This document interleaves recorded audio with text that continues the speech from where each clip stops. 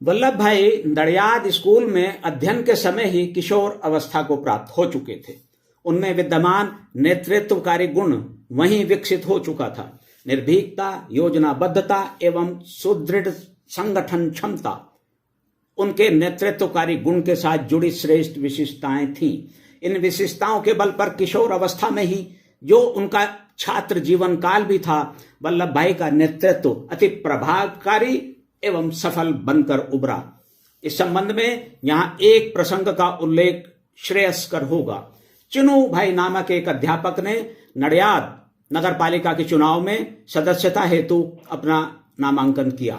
चिनू भाई बहुत ही ईमानदार थे। वे सेवा भावना से ओतप्रोत भी थे, लेकिन आर्थिक दृष्टि से वे बहुत ही दुर्बल भी थे। उनके विरुद्ध बाबू भाई नामक व्यक्ति एक व्यापारी थे। वे धनवान थे। यही नहीं, वे घमंडी भी थे। घमंड के चलते ही सारा दिन अपनी मूंछों को मरोड़ते रहते थे। उनका यह मानना था कि एक गरीब और साधारण अध्यापक उन्हें कोई चुनौती नहीं दे सकेगा।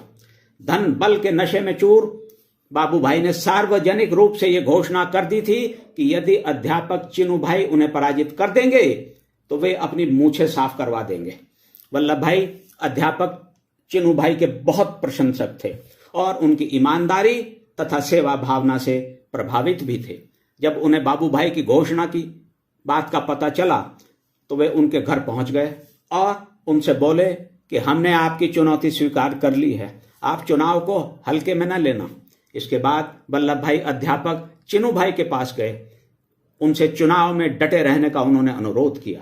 वल्लभ भाई ने उन्हें यह आश्वासन भी दिया कि वे अपने छात्र दल के साथ दिन रात कार्य करते हुए उन्हें विजयी बनवाएंगे।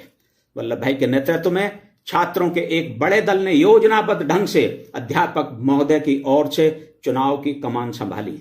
कठिन परिश्रम कर मतदाताओं को उनके पक्ष में किया। चुनाव परिणाम चिनू भाई के पक्ष में आया। वल्लभ भाई बिना देरी किए लगभग 50 छात्रों और एक नाई के साथ पराजित बाबू भाई के घर पहुंचे और उन्हें अपनी मूछें साफ कराने की घोषणा का स्मरण कराया।